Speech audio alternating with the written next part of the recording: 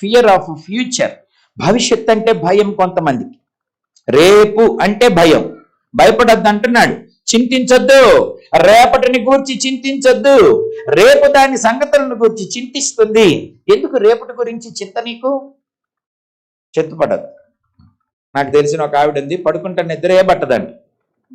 తల నొప్పి అయ్యా, రాత్రంతా నిద్ర పట్టలేదయ్యా. ఏం మా సగ్రం ఏసి ఉంది, రూమ్ ఉంది, మెత్తటి బెడ్ ఉంది, ఎందుకు పడుకోలేదంటే రేపు పొద్దున ఇడ్లీ పిండేసే టయానికి కరెంటు పోతే ఎట్టా?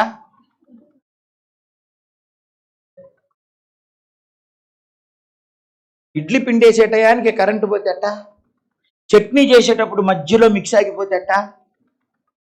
ఎందుకయ్యండి? రేపటిని గూర్చిన చింత.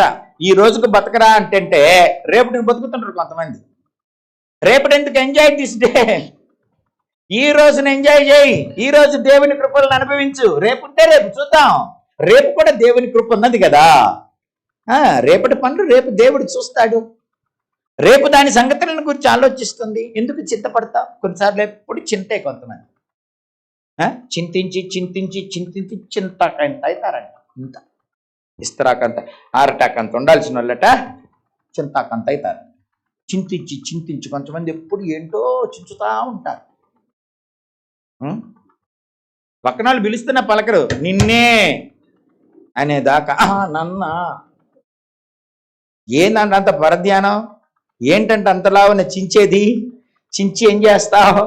దేవుడేమన్నాడు? చించి మూరెడు ఎక్కువ చేయలేవు, మూరెడు తక్కువ చేయలేవు. ఎందుకు చింత? చింతించుటేలా? చింతించనేలా? రేపటి గూర్చి చింతించనేలా?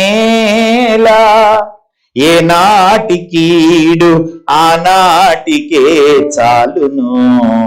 అవసరతలన్నీ దేవుడు చూస్తాడు. ఆకాశ పక్షులను చూడండి, అడవి పువ్వులను చూడండి. పొద్దున పూసి సాయంత్రం వాడిపోయి ఆ పూలను అలంకరిస్తున్నాను. సమస్త తన వైభవం అంతటితో సొలొమోను వాటిలో ఒకదాని వల్ల అలంకరించబడలేదు. అంత ఐశ్వర్యవంతుడయ్యుండి కూడా మీరెందుకు చింతిస్తారు? మీకేం కావాలో మీ పరలోకపు తండ్రికి తెలియను. నా కారుకి ఆ మధ్య రిపేర్ వచ్చింది, చాలా డబ్బులు కట్టవలసి వచ్చింది. నా దగ్గర ఏమో డబ్బులు లేవు.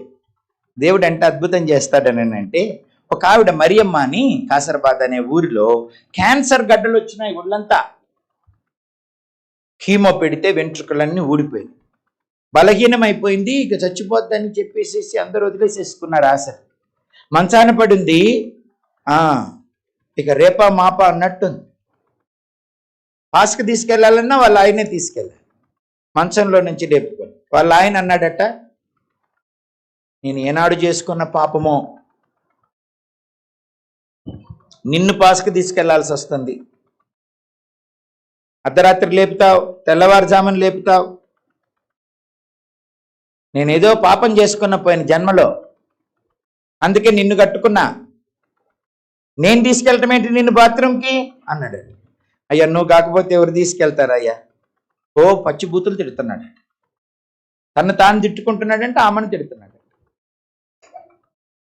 ఏడుస్తా, దేవుడా నన్ను తీసుకెళ్ళిపోకూడదా? ఎందుకు ఇంకా బతికించావు? భర్తే కదా అన్ని చూసేది. ఆ భర్తే పాస్కి తీసుకెళ్తున్నందుకు ఇట్లా తిట్టుకుంటున్నాడే, శపిస్తున్నాడే, తను తాను శపించుకుంటున్నాడే. దేవుడా ఇంతమందికి భారం అయిపోయాన్ని.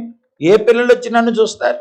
నన్ను తీసుకెళ్ళిపో తండ్రి అని ఏడుస్తుంటే వచ్చి, మరియా నేను నిన్ను బాగు చేస్తా, నిన్ను పనికి పంపిస్తా, ఓ 20,000 నా సేవకుడికి ఇస్తావా అన్నాడంటండి.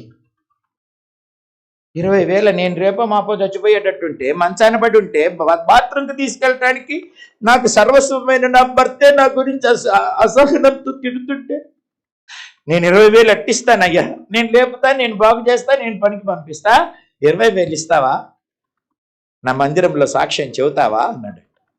అయ్యా నువ్వు నన్ను లేపాలే కానీ నేను ఎందుకు ఈయనయ్యా, నేను ఎందుకు చెప్పనయ్యా, చెయ్యయ్యా, తీసుకుపోతే తీసుకుపో, లేకపోతే బతికిచ్చు.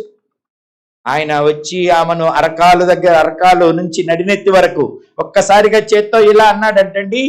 ఆమెకున్న బలహీనతంతా పోయి నూతన బలం వచ్చి ఎవరు లెగవకుండా తెల్లవారుజామున లెగిసి బాత్రూమ్కి వెళ్ళిపోయిందట. అందరూ ఆశ్చర్యపోతున్నారు.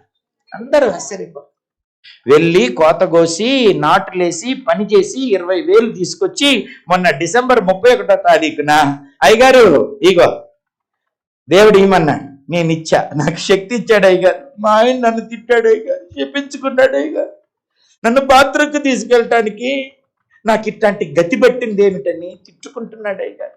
అట్లాంటి పరిస్థితుల్లో యేసయ్య వచ్చి నేను నిన్ను ఆరోగ్యంతో నిలుపుతా, ఈ పని చేస్తావా అన్నాడు అయ్యగారు. ఏం అవసరం ఉందో అయ్యగారు నీకు, ఇది తీసుకొని చేసుకో అయ్యగారు, నువ్వే పరిచర్యకు వాడుకో అయ్యగారు. దేవుడు చెప్పింది చేస్తున్నాను అయ్యగారు, నేను దేవుడిచ్చిన శక్తి అయ్యగారు. నేను 20,000 సంపాదిస్తాను అనుకోలేదు అయ్యగారు. ఎందుకు భయపడతారు చెప్పండి? ఎందుకు మనుషుల మీద ఆధారపడతారు చెప్పండి?